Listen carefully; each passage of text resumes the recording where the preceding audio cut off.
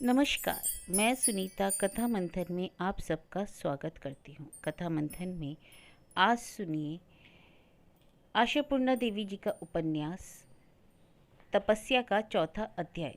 इसके आगे पहले के अध्याय आपको हमारी प्लेलिस्ट से मिल जाएंगे, लिंक आपको एंड स्क्रीन पर मिल जाएगा। तो चलिए शुरू करते हैं। अध्याय 4, उपन्यास तपस्या, लेखिका आशापूर्णा देवी। बहुत खुश हूँ दीदी, बड़ी विपत्ति है। मंदिरा संभवतः समझकर बोली। बहुत खुश है, साथ ही बड़ी विपत्ति भी। यह कौन सी भाषा है नंदी? नहीं मालूम ना दीदी, बस बात तो यही है कि लड़के को पकड़कर यहाँ ले आई। मंदिरा को तो सब कुछ सहना और संभलना ही था। उसने महान बनने का जो व्रत ले रखा था, इसलिए छोटी बहन के इस बेशरम वाचालपन को सहकर भी मुस्कुराना पड़ा। हालांकि तब भी आंखों के आगे अंधेरा छा गया। लगता था ये 2 दिन की देरी भी बर्दाश्त नहीं करेंगे। तो फिर कैसे क्या करेगी मंदिरा? एक शादी के इंतजाम में ही पागल बनने की स्थिति में पहुंची थी। 2 शादियों की तैयारी वह कैसे करेगी? किस बल पर करेगी? पर छोटी बहन के आगे दीनता ढककर बोली, अच्छा ही हुआ लड़के को ढूंढने की तकलीफ से मैं बच गई। इंदिरा की शादी होती तेरी कर दूंगी। फिलहाल तो इसी सांत्वना के वाक्य से इन्हें रोका जा सकता था। फिर सुनंद को कहना पड़ेगा कि या तो रुपयों का प्रबंध करे, नहीं तो मकान गिरवी रख दे। इसके सिवा दूसरा कोई चारा भी नहीं। पर यह सब तो बात की बात है। पर बीच में ही नंदिता बोल पड़ी, बाद में क्यों दीदी, एक ही साथ कर दो ना, 2 बार की मेहनत बच जाएगी। अरे मेरी मेहनत की बात छोड़, एक साथ शादी होने पर कौन किसकी शादी की खुशी मनाएगा? नंदिता को मामला भरोसे का नहीं लगा। उसने प्रांतिक को इशारा किया कि तुम अपना कर्तव्य ठीक से नहीं निभा रहे। आखिर में प्रांतिक शर्माकर संकोच के साथ बोला, असल में किसी तरह माँ बाबूजी को राजी कर सका हूँ। बाद में दूसरों के सिखाने पढ़ाने पर मर्जी बदल भी सकती है। चटर्जी ब्राह्मणों का अहंकार भी तो बहुत है। प्रांतिक की बात सुनकर मंदिरा का मन कोमल हो उठा। बड़ा स्नेह आया उस पर। समझ गई कि मिलन की व्यग्रता के लिए छल का सहारा ले रहा है। चिरंतन प्रेमी प्रेमिकाओं की ही तरह दूसरों को बेवकूफ़ समझ रहा है। मंदिरा हंस पड़ी, बोली, वे चटर्जी हैं, आप नहीं। उन्हीं की खातिर हूँ। पर दीदी मुझे आप तो ना कहिए, यह तो कहीं का नियम नहीं। मंदिरा ने उसके भूले चेहरे को देखा और भी स्नेह उमड़ा और उस स्नेह के आवेश में बेअंदाज के दान पात्र पर दस्तखत कर बैठी। दोनों शादियां एक ही साथ कर देने का निश्चय कर लिया। रात को चोटी घूमते समय मंदिरा ने सोचा, शादी तो करते ही वे करेंगे भी, मुझसे कहा यही तो बड़प्पन था। नहीं तो मेरी मर्जी की क्या कीमत? सिर्फ स्वयं छोटी हो जाती, बेवकूफ़ बनती, उनके साथ रिश्ते भी ढीले हो जाते। सुनंद को तो कुछ भी नहीं कहा था, फिर भी वह दूर हट गया। ताज्जुब है, एक अजीब सूनेपन का दर्द मंदिरा को अनुभव हुआ। वह कमरे में चहलकदमी करने लगी। माँ की अलमारी में लगे शीशे पर नजर पड़ी। शीशे पर कई खरोचे पड़ चुकी थी। फिर भी घर पर बड़ा आईना तो बस यही एक था। सभी बहनें इसी के आगे बाल संवारती, साड़ी पहनती। मंदिरा भी बाल संवार रही थी। शीशे की तरफ देखकर उसने आज यह अनुभव किया कि यह सूनापन किस बात का है, पर क्यों? किसी तरह युवक ने यदि दीदी कहकर पुकारा ही था, तो इससे इतने सूनेपन का बोध क्यों हो रहा है? कोई जवाब नहीं था उसके पास। पर यह दीदी का संबोधन उसके मन में कहीं बींध रहा था। पर सुनंद के दोस्त वगैरह भी तो हमेशा हमेशा उसे दीदी कहते आए थे। दीदी संबोधन से तो मंदिरा अभ्यस्त हो चुकी थी। अपने लिए कुछ सोचने का वक्त ही कहाँ था उसे। फिर बत्ती बुझाकर सो गई। पास में सोई छंदा पर हाथ रखने का ख्याल ही उसे नहीं रहा। आंखों पर हाथ रखकर सोचने लगी, अभिजीत के पास ही जाऊं क्या? जाकर कहूं तुम्हारे पास तो बहुत पैसे हैं, कुछ उधार दो ना। बहुत बार बहुत तरह से उसने यह बात सोची, पर जमी नहीं। उसे लगा कहीं अभिजीत के चेहरे पर व्यंग तो नहीं झलकेगा। इधर व्यंग की मुस्कान ही तो उसके होठों पर खिलती है। अभिजीत भी अजीब किस्म का नासमझ है। समझता है मंदिरा जानबूझकर उसे वंचित रख रही है, पर वह ऐसा क्यों सोचता है? मंदिरा कोई ईंट या पत्थर है? मंदिरा का सारा हृदय स्वयं क्या प्यास से नहीं सूख रहा? उस घर के किसी कमरे के आश्रय की आस में, जिस घर को उसने बचपन से ना जाने कितनी ही बार देखा था और अब एक बार भी जाकर नहीं देख पाती थी। अब तो उस घर के मालिक ने बहुत पैसा कमा लिया है। क्या साज सजावट है! सारा मकान रंग रूप में संवरकर मानो गर्वीला बन गया था। उस गर्वीले घर के आगे जाकर मंदिरा कैसे कह पाएगी, तुम्हारे पास तो बहुत पैसे हैं, कुछ दो ना, बड़े कष्ट में हूँ। मंदिरा की आंखों में आसानी से आंसू नहीं आते, पर इस समय अकारण ही 2 बूंद आंसू उसकी आंखों से ढुलक पड़े। इंदिरा की शादी की तैयारी करीब करीब पूरी हो चुकी थी। लड़के वालों ने फिर 12 साड़ियों की मांग की, लेन देन के वास्ते, और सो भी कीमती। संदेशा चाची के मार्फत आया था। नहीं दे सकती कहने का मतलब ही था रिश्ते की बात खत्म कर देना। पर इन 12 साड़ियों का प्रबंध भी मंदिरा कहाँ से करे। वैसे तो मंदिरा साड़ियाँ खरीद भी लेती, पर शुरू में ही एक गलत काम कर बैठी थी। इंदिरा के दूध के से धुले शरीर पर लाल जरी वाली बनारसी कितनी शोभेगी, यह सोचकर वह बजट के ऊपर जाकर 300 रुपये में सुनहरे फूलों वाली लाल बनारसी साड़ी खरीद लाई। साड़ी देखकर इंदिरा झल्ला उठी थी। बोली थी, मेरे लिए 300 रुपये की साड़ी उठा लाई हो दीदी। मंदिरा मधुर हंसी हंसकर बोली, क्या करूँ बोल, मुझे लगा यह साड़ी मानो तेरे लिए ही बनाई गई है। मेरे लिए? और नहीं तो क्या, तू इसमें इतनी जचेगी, संसार में और कोई इसी पर इतनी शोभा नहीं देगी। आज कितने दिनों के बाद मंदिरा को लगा एक साड़ी के पैसों से तो 12 साड़ियाँ आ सकती थी। मन में यह बात उठते ही उसका मन दिखाड़ से संकुचित हो उठा। छी छी, इतना छोटा मन हो गया उसका, इतना व्यवसायिक। मन ही मन ना जाने कितनी ही बार उसने यह साड़ी पहनाकर इंदिरा को देखा था, और आज उसे बदलवाने की बात सोच रही थी। इंदिरा हमेशा की संकोची शर्मीली लड़की थी, कभी कुछ नहीं मांगती। उसके लिए तो मंदिरा को ही सोचना पड़ेगा। पर इंदिरा के चरित्र के इस पहलू से तो मंदिरा अब तक बिल्कुल अनजान थी। आज उस पहलू को इंदिरा ने व्यक्त किया। बोली, दीदी उन लोगों की शादी पहले कर दो। रात को मंदिरा को ठीक से नींद नहीं आई। सुबह जल्दी उठ पड़ी थी। देखा इंदिरा उस तरफ के बरामदे में खड़ी थी। उसकी शादी हो जाएगी, उसके बाद इस घर में इतने सहज ढंग से और ज़्यादा दिनों तक वह रह नहीं पाएगी। इस तरह घूमेगी फिरेगी नहीं, सोचकर मंदिरा का मन भीग गया। बोली, इतनी जल्दी उठ पड़ी इंदु। इंदिरा पास आई। बोली, तुमसे एक बात कहनी है दीदी, तुम उनकी शादी पहले कर दो। मंदिरा विमुड़ होकर बोली, उनकी शादी पहले कर दूँ मतलब? क्या हर्ज है दीदी, ऐसा तो अब काफ़ी होता है ना। मंदिरा, रुपयों की बात सोचकर कह रही है। इंदिरा मुस्कुराई। बोली, नहीं वह भी कोई साधारण बात नहीं, बस बस इतना सोचने की ज़रूरत नहीं। फिर बिल्कुल बुजुर्गों की तरह मंदिरा बोली, तू चिंता मत कर, उसका भी प्रबंध कर लूँगी। कैसे दीदी? अपनी अंतिम मर्यादा बेचकर? मंदिरा चौंक उठी। बोली, इसका मतलब? इंदिरा दूसरी तरफ ताक कर बोली, मतलब खोलकर बताना नहीं चाहती, पर अभिजीत दास से मांगकर मेरी शादी मत करो दीदी। मंदिरा हैरान हुई। इंदिरा ने विचारों को पढ़ना सीख लिया था क्या? बोली, उनसे पैसे मैं मांगूंगी, यह बात तुझसे किसने कही इंदु? और कहाँ से लोगी? बोलो, सब तरह से तो ख़त्म है हम। तुम कहती नहीं इसलिए क्या मैं समझती नहीं? यह एक आखिरी सम्मान की जगह बची है तुम्हारे लिए, हम लोगों के चलते उसे मत खो दीदी, यह मैं नहीं होने दूंगी। मंदिरा वातावरण की गंभीरता को टाल कर बोली, पैसे वाले पड़ोसी से लोग वक्त बेवक्त उधार तो लेते ही हैं, यह कोई अनूनी घटना तो नहीं इंदु।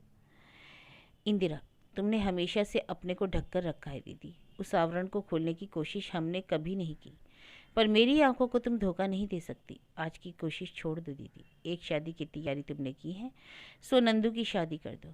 और तेरी ना हो तो भी क्या हर्ज है? मंदिरा कभी उत्तेजित नहीं होती थी, पर आज उत्तेजित होकर बोली, कौन कहता है हर्ज नहीं, बहुत हर्ज है। तुझे ना सही मुझे है। इंदिरा अवाक होकर दीदी को देखती रही, फिर बोली, ठीक तो है दीदी, थोड़ा संभल लो, फिर कर देना मेरी शादी। इतने दिनों तक वे लोग ठहरेंगे? ना ठहरे, तुम अपनी इतनी सुंदर बहन के लिए लड़का भी नहीं जुटा पाओगी दीदी।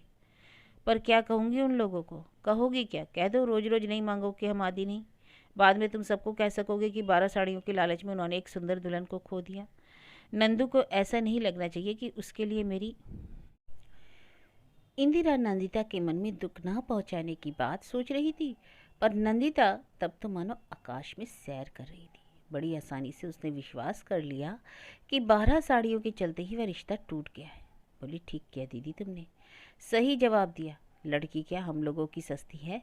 मुझे तो उसके सामने तुम्हें लाने में भी डर लगता रहता है। देखना छंदा ने तो इस बीच किसी भगत का जुगाड़ कर भी लिया। इंदिरा बोली, मजाक छोड़ नंदू। नंदिता इंदिरा से गले लिपट कर बोली, इतनी सीरियस है तू, तभी तुझ पर किसी की नज़र नहीं पड़ती। अच्छा बोल, जीवन को सीरियस बनाने से क्या फ़ायदा? बोल, अगर कोई चाहे तो हल्का रहा जा सकता है। इंदिरा अपने को छुड़ाकर बोली, चाहने पर शायद रहा भी जा सकता है, पर सभी की ऐसी इच्छा नहीं होती, समझी? बाबा, तुम्हारी इन गंभीर बातों में मैं नहीं पड़ती। और सच में ही नंदिता हल्के मिजाज की थी। इंदिरा की शादी की तैयारी से ही उसकी शादी हो रही थी, यह बात उसकी समझ में ही नहीं आई। लड़के वालों के साथ अनबन के कारण रिश्ता टूट गया था, यह सोचकर वह बोली, मेरी ब्राह्मणी सास को अच्छी तरह खातिर करना दीदी, वह संतुष्ट रहेंगी तब मेरी भी चलेगी। तुम जितना करोगी सास उतनी खुश रहेगी। नंदिता अपने बाप पर गई थी। यह सब कहाँ से और कैसे हो रहा है इसकी उसे कोई फिक्र नहीं थी। शत्रुमुर्ग की तरह रेत के अंदर मुँह छिपाकर आंधी से बचना चाहती थी। यह भी एक किस्म का अबोधपन था। ऐसे लोग गहराई से कुछ नहीं सोचते, सोचते हो तो रहा है, कैसे हुआ जानने की क्या जरूरत। इसलिए इंदिरा के लिए खरीदी गई मंदिरा के साध की वह साड़ी पहनकर सज धज कर नंदिता बोली, देखो ना इंदु, इंदु जी इसी को भाग्य कहते हैं। किसका धन कौन भोग रहा है। तेरे सोने जैसे अंग पर कितनी शोभती है साड़ी। मैं तो जज ही नहीं रही हूँ, पर उसे देखकर ऐसा नहीं लगा कि वाकई वह ऐसा सोच रही है। गृहस्थी के अंदर वह कभी झांकती नहीं थी। बचपन के अभावों और कष्टों की बात वह जानती थी। दीदी के स्कूल खोलने पर वह अभाव दूर हुआ, उसने भी चैन की सांस ली। पर दीदी के स्कूल की सामर्थ्य धूमधाम से शादी करने लायक नहीं, उसकी हिम्मत के बाहर की चीज़ थी, पर उसने यह कभी नहीं सोचा। इसलिए इंदिरा के लिए खरीदी साड़ी और उसी के लिए बनवाए गए गहने पहनकर खुशी से डगमगाकर बोली, इंदू जी के लिए फिर से ऐसा ही सब कुछ बनवा कर रखना दीदी, नहीं तो मेरा विवेक मुझे सताएगा। मंदिरा उसकी चमकती लाल साड़ी को विहल नजरों से देखती रही, कुछ बोली नहीं, सोच रही, यह रंग मन का रंग है या रक्त का रंग। शादी में लाल साड़ी पहनने की प्रथा क्यों है। लाल साड़ी, लाल सिंदूर, लाल मेहंदी, लाल चूड़ी, ये सब किस बात का प्रतीक है। मंदिरा नहीं जानती, वह केवल विहल नजरों से देख रही थी। इस शादी में चाचा चाची नहीं आए, बोले बेमेल की शादी, जाने की रुचि नहीं। पर सुनंद की शादी में बड़ी रुचि लेकर खा पी गए। यह वे बड़ी जल्दी भूल गए। सुनंद और सुनंद की पत्नी भी नहीं आ सके क्योंकि वे कश्मीर घूमने गए थे। चिरकाल का पड़ोसी अभिजीत आया। चाहे काम कितना भी क्यों ना हो, उत्सव के दिनों में इस घर के पुरुष अभिभावक की भूमिका वही निभाता था। मंदिरा से रुपए मांग लेता, फिर खर्चे का पक्का हिसाब भी दे देता, कई बार आता जाता भी। सुनंद की शादी के बाद से मंदिरा अंदर ही अंदर टूट चुकी थी। क्या अभिजीत यह भाप गया था और इसलिए स्नेह और ममता का हाथ उसकी तरफ बढ़ा रहा था। बस एक अभिभावक का हाथ, इससे अधिक कुछ नहीं। प्रेम की बात कहने सुनने के दिन गुजर गए। प्रेम से नज़र मिलाने के दिन भी मानो खत्म हो रहे थे। व्यंग भरी वह मुस्कान भी अब चेहरे पर नहीं रहती। संभावना की शेष उम्मीद भी क्या अभिजीत के मन से जाती रही थी और इसलिए अपने कंगालपन को छिपाने की साधना में रत था। पर क्या अभिजीत पुरुष नहीं था। क्या वह किसी लड़की की मर्जी का खिलौना मात्र था या भाग्य के हाथों मारा गया असहाय जीव। तभी तो अपने जीवन को बर्बादी की तराजू पर चढ़ाकर निश्चिंत बैठा था। बर्बाद ही तो इंदिरा ने भी एक दिन कह ही दिया था। आप भी तो अपने जीवन को बर्बाद करने के अलावा और कुछ नहीं कर रहे हैं। इंदिरा अभिजीत के सामने इतनी कभी नहीं खुली थी। अभिजीत को वह श्रद्धा से देखती थी। होश संभालने के साथ ही उसने अभिजीत को इस परिवार के हितैषी के रूप में देखा था और आज उसे दीदी की चीज के रूप में देख रही थी। मंदिरा के साथ अभिजीत की शादी हो सकती थी, यह धारणा बचपन में इंदिरा को नहीं थी। माँ कहती भी थी, अभी अगर दूसरी जात का नहीं होता तो मैं उसे नहीं छोड़ती, अपना दामाद जरूर बनाती। अभिजीत की माँ भी कहती, कैसी गुनी लड़की, अगर तेरे पिताजी उसे देते इंदिरा तो तेरी दीदी को मैं बहू बनाकर सुख की सांस लेती। पर शूद्र के घर देंगे भी क्या। दोनों के घरों में भी अलग अलग इस बात की चर्चा होती, या तो इस बात का ख्याल भी नहीं करते कि वे क्या सोच रहे हैं, या पक्की सांसारिक वृद्धि से जानबूझकर ही चर्चा छेड़ते ताकि शुरू में ही दोनों के मन में अगर कोई कोमल भावना हो तो खत्म हो जाए। अभिभावकों ने ऐसा ही सोचा था। बचपन में इंदिरा इस बात को सुन चुकी थी, पर मालूम नहीं क्यों इंदिरा के मन में बैठा लिया था कि अभिजीत नाम का वह उज्जवल रत्न दीदी का ही है। इसलिए अभिजीत के प्रति इंदिरा के मन में बड़े भाई की तरह श्रद्धा थी। अभिजीत और मंदिरा के मन में शांति थी। परीक्षा के बाद सैर पर निकलने की परिकल्पना से जो खुशी और शांति होती है, ठीक उसी की तरह शांति। पर सुनंद ने उस शांति को चूर चूर कर दिया था। सुनंद ने मानो अनिर्दिष्ट समय तक के लिए परीक्षा को आगे के लिए सरका दिया था और उसके बाद नंदिता ने मानो आंधी ही ला दी थी। मंदिरा क्या अपने दायित्वों से छुटकारा पा सकती थी। मंदिरा सुनंद तो नहीं थी। इंदिरा के घर को बसाने के बाद ही वह अपने लिए कुछ सोच सकेगी, उसके पहले नहीं। मंदिरा ने सोचा था इंदिरा की शादी कर देने के बाद वे दोनों मिलकर बाकी दोनों के लिए सोचेंगे, पर नंदिता ने उसकी सारी योजना को मिट्टी में मिला दिया। अब मंदिरा को फिर से सोचना पड़ेगा।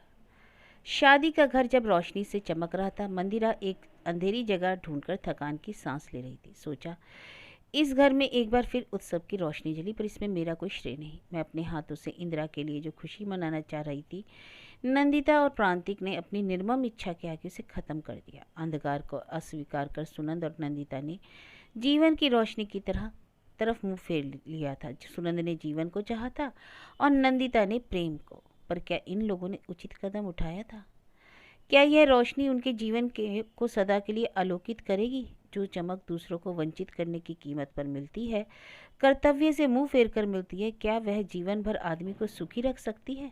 अगर मैं अंधकार को अस्वीकार करती, आलोकमुखी फूल बनना चाहती, तो क्या मैं सुखी होती? मंदिरा ने स्वयं से ही प्रश्न पूछा और फिर बार बार मन ही मन विधाता से ऐसा सोचने के लिए माफ़ी मांगी। बोली, हे भगवान, वे सुखी रहे, सुख पाए। शादी के घर में के एकांत में अपने को कब तक छिपाया जा सकता है? सारे घर में दीदी दीदी का शोर मच गया। अभिजीत ने ही मंदिरा को ढूंढ निकाला। बोला, कन्यादान का रोना, अकेले में ही रो रही हो? मंदिरा थकी सी आवाज़ में बोली, तुम्हारे साथ मेरा रिश्ता क्या सिर्फ इतना ही है कि मौका देखकर मुझे खरी खोटी सुनाओ और मैं उदास हो जाऊं? अभिजीत मंदिरा के पास बैठ गया। बोला, आदान प्रदान का जब और कोई उपलक्ष्य नहीं तो कुछ तो चाहिए ना। कभी कभी लगता है योग सूत्र छिन्न हो रहा है। चोट खाना और चोट पहुंचाना भी तो एक योग सूत्र ही है। मंदिरा बोली, मुझे तो नहीं लगता कि योग सूत्र टूट सा गया है। हाँ, बांधने की कोशिश जरूर जारी रखनी पड़ेगी। तो तुम्हारी वसीयत पक्की है? हाँ बिल्कुल। तुम्हारी बिल्कुल कच्ची है ना? मंदिरा बोली, कभी कभी ऐसा संदेह होता है। मंदिरा ने अभिजीत की गोद में अपना एक हाथ रखा, फिर बोली, कभी कभी ऐसा लगता है अभी कि सारे दिन ऐसे ही बेकार जा रहे हैं। लगता है तुम्हारे साथ मैंने जो जाति की है उसकी कोई तुलना नहीं।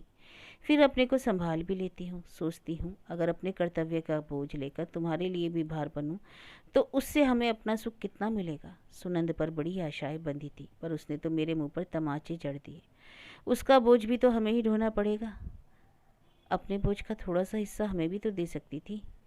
दोनों हाथों से मंदिरा को अपनी तरफ खींचकर अभिजीत बोला, प्रतीक्षा के ये दिन भी बड़े बोझ हैं, कब समझोगी?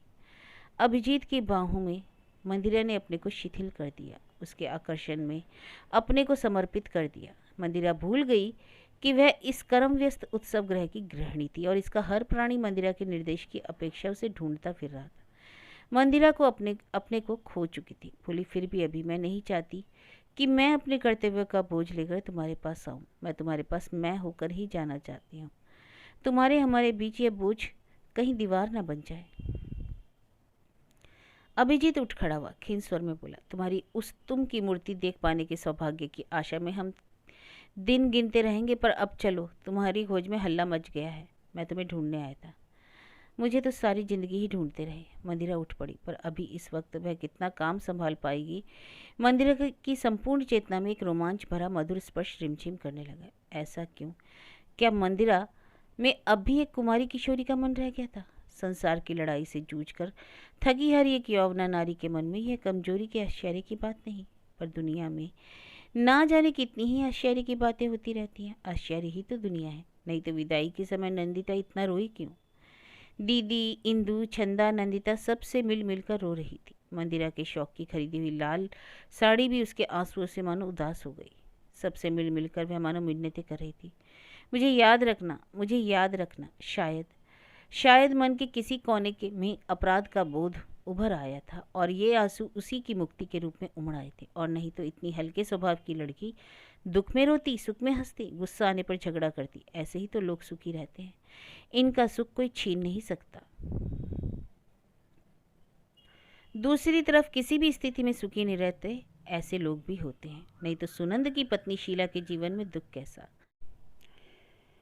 शादी के तुरंत बाद पति को समाज संसार से विच्छिन्न कर आंचल में बांध रखा था। पति ससुर की कृपा से ऊंचा ओहदा पा चुका था।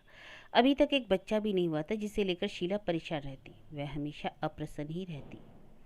शीला को लगता था बाहर से चाहे उसका पति उसे कितना ही क्यों ना मना कर चले, मन से वह कहीं दूर है जहाँ शीला नहीं पहुँच पाती। पर पत्नी होने के नाते पति को पूरा पूरा पाना उसका हक था। पति के मन में दूसरों के लिए जगह वह कदापि बर्दाश्त नहीं कर सकती थी। कभी कभी शीला के कुछ कहने पर सुनंद बोल पड़ता, दीदी को तुम समझ नहीं सकोगी, तुम में वह सामर्थ्य ही नहीं। अपने को वंचित कर जिस तरह दीदी ने कर्तव्य निभाया और किन हालात में गृहस्थी संभाली कोई सोच भी नहीं सकता। पर शीला ने दीदी के प्रति पति की इस अंधभक्ति को अब उसके कान भर भर कर ख़त्म सा कर दिया। सुनंद ने नए ढंग से सोचना सीखा। दीदी ने जो कुछ भी किया उसमें कोई खास बहादुरी नहीं थी। पुश्तैनी घर था तभी तो। कुछ ना कर पाने के दुख से मैं मरा जा रहा हूँ, यह तो सरासर बेवकूफ़ी है। क्योंकि मकान से ही तो असली कमाई होती है। एक तरह से तो वह मैंने दीदी ही को दिया है। अपनी भल मानसता से ही वह उसे याद नहीं दिलाता। घर पर अपना दावा छोड़ने का ही मतलब है कि मैं उसकी सहायता कर रहा हूँ। सुनंद को ऑफिस की तरफ से लोन वाला तस्वीर की तरह सुंदर सा बंगला मिला था। कंपनी ने गाड़ी भी दे रखी थी। घोषाल स्ट्रीट के उस मकान में शीला जाकर कभी नहीं रह सकेगी, इसलिए उस पर दावा छोड़ने का ख्याल कर सुनंद मन ही मन स्वयं को सांत्वना दे रहा था। बाद में सुनंद के मन में यह विचार आया कि अपनी इस अप्रत्यक्ष सहायता के बारे में दूसरों को भी अवगत कराना चाहिए, नहीं तो रिश्तेदार यही सोचेंगे कि सुनंद कर्तव्यहीन है, विवेक खो बैठा है और मंदिरा महान है। यह भी क्यों कहें। यही सोचकर उसने सबसे नज़दीक के रिश्तेदार चाचा चाची के घर आना जाना शुरू किया, पत्नी को साथ लेकर। दोस्ती जमी, क्योंकि इंदिरा के साथ भाई का रिश्ता टूटने पर चाची मंदिरा से बिगड़ी हुई थी। पर दुख सिर्फ इतना ही था कि इंदिरा बहुत दूर चली गई। दूरी तो सिर्फ मीलों से नहीं नापी जा सकती। नहीं तो सुनंद तो बहुत दूर नहीं था, पर यह वह दूरी थी जो मीलों से नापी नहीं जा सकती थी। और वह दूरी इंदिरा की शादी में समय पहली बार स्पष्ट हुई। मंदिरा ने लड़के का विवरण, उसके व्यवहार आचरण आदि की बात लिखकर सुनंद को बुलाया था और दीदी का मान रखने सुनंद आया भी, पर अपनी बुद्धिमती पहरेदार पत्नी को साथ लेकर। क्या पता दीदी के प्रति स्नेह और सम्मान के बोध में ना जाने कितना दे बैठे। आते ही बात बात में शीला बोल पड़ी थी। अभी तो आप बता रही थी कि उनकी तरफ से कोई मांग नहीं, इतने सज्जन व्यक्ति की उनकी कोई तुलना ही नहीं, फिर रुपयों की जरूरत क्यों आ पड़ी। मंदिरा ने इस वाचाल लड़की को एक बार देखा, फिर सुनंद से कहा, वे सज्जन हैं इसलिए उनके साथ अभद्र आचरण तो नहीं किया जा सकता। मांग नहीं है इसलिए ज़्यादा देना पड़ेगा, और जो मांगता है उसे नाप तोल कर ही दिया जाता है। ना मांगने पर तो देने को और मन करता है। शीला बोली, तो मन करता है तो दीजिए। मंदिरा को आखिर कहना ही पड़ा, मुझे सुनंद से बात करने दो शीला। ठीक है करिए, कहकर शीला उठकर खिड़की के पास जाकर खड़ी हो गई। शीला को यह अपमान बहुत खला और इसके साथ साथ ही सुनंद को भी। उसने अपना मन सख्त कर लिया। मंदिरा जब बोली, तुम्हें कुछ रुपयों का प्रबंध करना ही पड़ेगा सुनंद, तो सुनंद ने पत्नी के उतरे हुए चेहरे को याद कर कहा, रुपए तनख्वाह सुनने से ही ज़्यादा लगता है, रहन सहन से में भी तो उसी के अनुसार करना पड़ता है। सुनंद आज दीदी को क्या उचित है क्या नहीं यही सिखा रहा था, पर सुनंद आज एक हिंसक प्राणी की तरह क्यों दिख रहा था। मंदिरा क्या उसे याद दिलाएगी कि इस घर में से कितनी आमदनी होती है और कितना बचाया जा सकता है। यह तो मुझसे अधिक तुझे ही मालूम है सुनंद। स्कूल के आय व्यय का हिसाब तो तू ही तो करता था। तेरे हाथ की लिखी हुई कॉपियाँ आज भी रखी हैं। पर मंदिरा ने पुरानी बातों को नहीं उठाया, सिर्फ बोली, तुझसे उचित अनुचित मैं सीखना नहीं चाहती, तुझे कुछ रुपया देना पड़ेगा यही कहना है। सुनंद बोला, अगर हुक्म करती हो तो अवश्य ही देना पड़ेगा, पर क्यों देना पड़ेगा यह नहीं समझ सका। अगर यहाँ स्कूल नहीं बैठाती तो किराए के 200-250 रुपये आते, यह तो नहीं भूलना चाहिए। यह 200-250 रुपये का यह संकेत चाचा चाची की देन था। कई महीनों से कान भर रहे थे। अगर इंदिरा की शादी नहीं होती, अगर वह एक बच्चलन के हाथों पड़ती तो ही चाची को शांति मिल सकती थी, पर अब तो सुना है लड़का विदेश से लौटा हुआ इंजीनियर है, ऊपर से पैसे वाला। अखबार में विज्ञापन देकर इतना अच्छा लड़का मिल सकता है यह भी कौन जानता था। पर व्यस्का, सुंदरी, शिक्षिता, भले घर की, इन 4 गुणों के बल पर इंदिरा तुरंत पसंद कर ली गई थी। चाची मन ही मन जल भुनकर सुनंद को बिगाड़ने में लग गई। सुनंद बदला। सुनंद की बातों ने इंदिरा को भूकंप की तरह झकझोर कर रख दिया, मानो पैरों तले जमीन नहीं भयंकर खाई थी। बहुत देर के बाद मंदिरा कुछ बोल सकी। बोली, सिर्फ नीचे का तल्ला ही क्यों, पूरे मकान को किराए पर चढ़ा देने से किराया और भी ज़्यादा मिल सकता है, पर बाबूजी की लड़कियों को बिना पार किए तो यह सवाल नहीं उठता। शीला फिर बोल पड़ी, बाबूजी कोई सभी लड़कियां पार हो सकेंगी यह उम्मीद कहाँ है। 20 साल पहले जिसे पार करना था उन्हीं का काम था, जब वे ही। बात शीला कैसे ख़त्म करेगी यह ना सोच पाकर वह चुप हो गई, पर इस अधूरे वाक्य को सुनते ही मंदिरा आघात से स्तब्ध हो उठी। मंदिरा मानो भूल गई कि सुनंद किस बात की आलोचना के लिए आया था। उसके कानों में यही गूंजने लगा, 20 साल पहले ही जिसे पार करना चाहिए था। मंदिरा दूसरों के आगे संयम खोना नहीं जानती, ऐसी स्थिति में भी टूटी नहीं। बोली, तेरी बहू बड़ी वाचाल है सुनंद, 2 मिनट शांत होकर नहीं बैठ सकती। रहने दे, रुपए देने का हुक्म अगर तुझे जुल्म लगे तो यह हुक्म कभी नहीं दूंगी। तू तो जानता ही है हिसाब से मैं हमेशा ही कच्ची हूँ।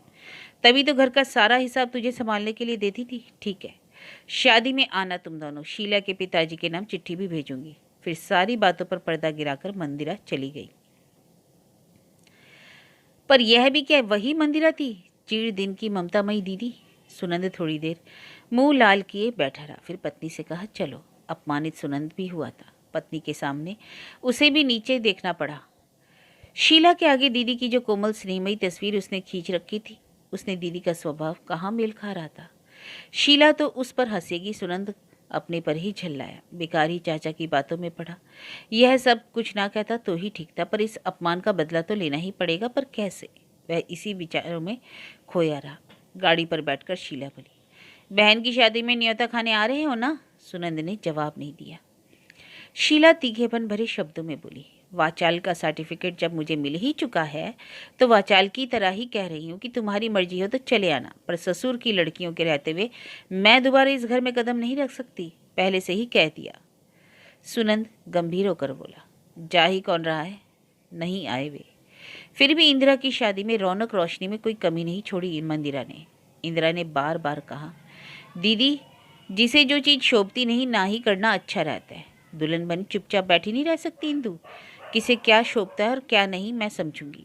वे संभ्रांत है, धनी है, इतना भी नहीं करूंगी तो लड़के की शादी मनाने में उन्हें भी क्या खुशी होगी? बोल, क्या सबकी खुशी की जिम्मेदारी तुम ही उठाओगी दीदी?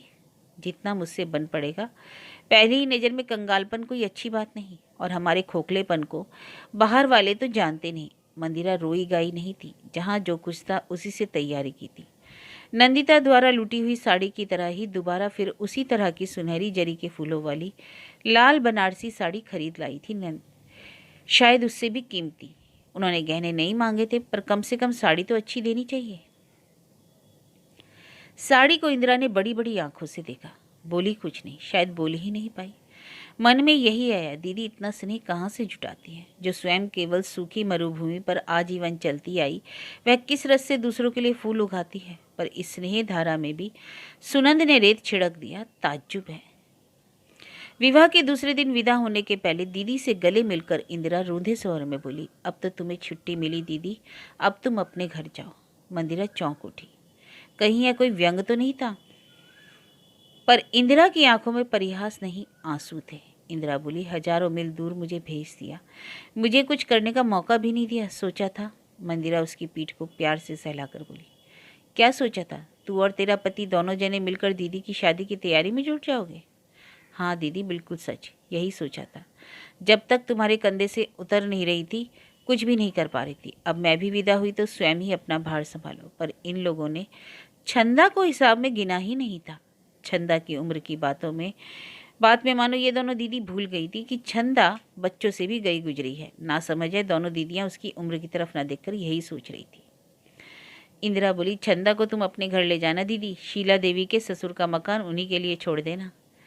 कमलकली पाठशाला के लिए इंदिरा ने कुछ नहीं कहा था, मान ही लिया था कि स्कूल उठ जाएगा। पहले तो मालूम ही नहीं था कि दास साहब की सुपुत्री शीला देवी विजन बिहारी के मकान की दावेदार बनकर पधारेगी। सोचती थी अभिजीत दा का मकान भी तो यही है, स्कूल तो दीदी चलाएगी ही। पर सुनंद की निर्लज्जता ने उस प्रश्न को स्पष्ट कर दिया। अभिजीत से भी इंदिरा ने यही कहा था, मुझे तो हजारों मील दूर भगा दिया अभिजीत, दीदी को संभालिएगा। अभिजीत बोला, कोई उसे देखे, तेरी दीदी क्या इसकी परवाह करती है? सबको तो वही देखेगी, दुनिया में यही तो उसकी एकमात्र भूमिका है। क्या वह दीदी का दोष है? दोष या गुण की बात नहीं हो रही, जो हो रहा है मैं तो सिर्फ उसी की बात कर रहा हूँ। आप लोगों की मैं कह नहीं सकती, इतना ही कहूँगी। और देर मत कीजिए अभिजीत, भैया का व्यवहार देख ही रहे हैं। पर अब इसकी ज़रूरत ही क्या रह गई है? तेरी दीदी के लिए तो कमलकली पाठशाला ही काफ़ी है। स्कूल रहेगा या नहीं इसमें तो संदेह है, पर लाल बनारसी साड़ी ओढ़कर वधु वेश में यह कहना उसने ठीक नहीं समझा। बोली, दीदी के प्रति आप न्याय नहीं कर रहे।